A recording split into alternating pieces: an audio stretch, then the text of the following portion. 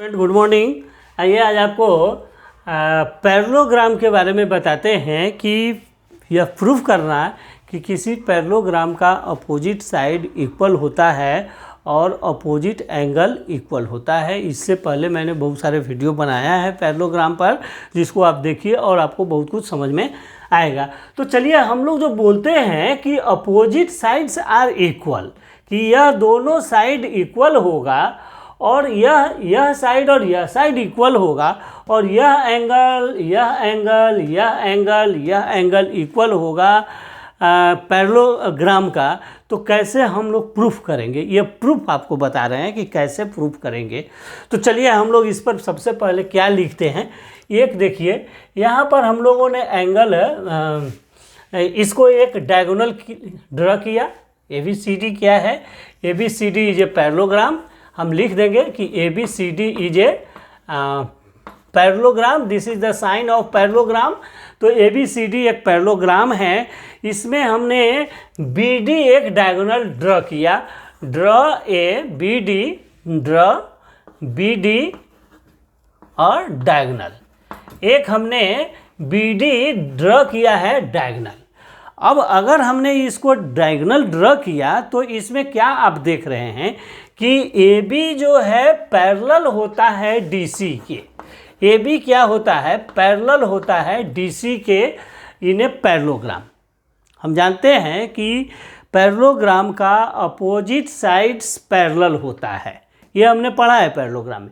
तो अगर यह पैरेलल लाइन है तो इसको जो BD जो है इंटरसेक्ट कर रहा है, तो यह एंगल इजकल टू यह एंगल।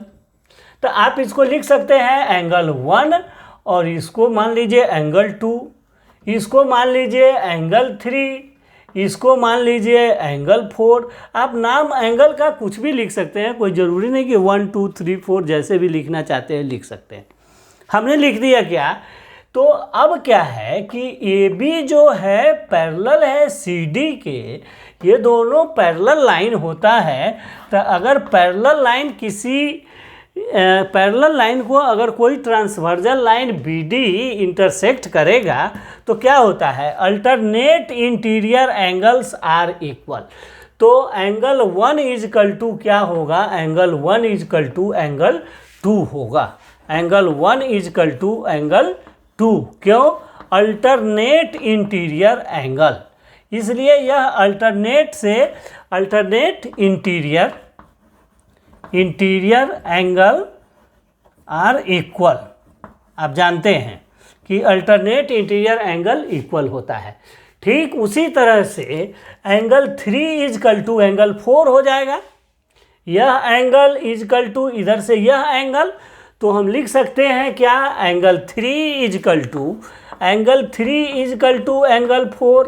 इसमें भी क्या रीजन दीजिएगा? वही alternate interior angles are equal. अब देखिए, इसमें ये चीज़ आपने एंगल यह और यह, अब यह दोनों एंगल 1 और एंगल 4, इसमें एंगल 1 के बराबर एंगल 2 हो गया, एंगल 3 के बराबर एंगल 4 हो गया। तो अब हम कह सकते हैं कि एंगल 1 और एंगल 3 एंगल, चलिए अब इस जगह पहले अब आपको कुछ बताते हैं। अब इसमें हम लोग एक ट्रायंगल देख रहे हैं, इन ट्रायंगल ABD। अब हम लोग इसको अच्छा यहाँ पर लिखते हैं, in triangle ABD and triangle क्या BCD में, इस दोनों ट्रायंगल में आप क्या देख रहे हैं? देख रहे हैं कि एंगल 4 और एंगल 1, देखिए 1 के बराबर 2 है और 3 के बराबर 4 है। तो यह 1 और 3 से क्या बनता है? यह 1 और 3 से बनेगा एंगल B, और एंगल 4 और 2 से क्या बन रहा है? एंगल क्या बन रहा है? 4 और 2 से एंगल D बनेगा। तो यह दोनों एंगल आपस में इक्वल हो जाएगा। तो इसलिए इस ट्रायंगल में अब हम क्या बोल रहे हैं, सो देखिए कि ए बी डी और ए बी अब अच्छा, इस triangle A B D and B C D में angle 1 is equal to angle 2, angle 3 is equal to angle 4, ये क्या है, सब अल्टरनेट है, ये भी अल्टरनेट है।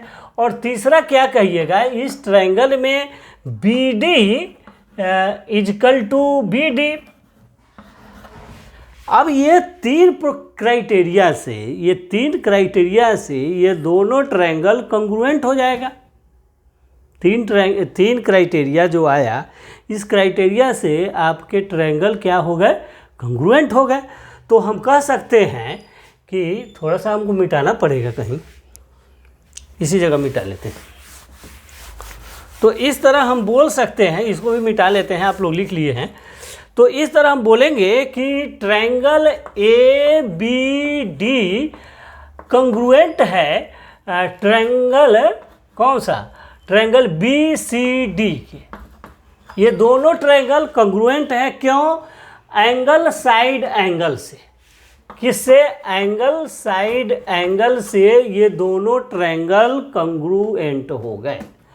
अब अगर ट्रायंगल कंग्रुएंट हो जाता है तो आपको पता होगा कि बाई CP/CT इसके जितने भी पार्ट हैं वो सभी इक्वल हो जाएंगे। तो इसलिए आप कह सकते हैं कि AB is equal to DC, AD is equal to BC। क्यों, क्योंकि हम बोल सकते हैं AB इजकल टू क्या, DC। अपोजिट साइड क्या है इस ट्रायंगल में और इस ट्रायंगल में, यह साइड इक्वल, क्यों, CP/CT से। आप बोल सकते हैं CP/CT। अब दूसरा क्या है, AD इजकल टू BC, यह भी आप लिख सकते हैं AD इजकल टू BC, क्यों, CP/CT से। और ये दोनों एंगल बराबर है तो एंगल A भी एंगल C के बराबर होगा।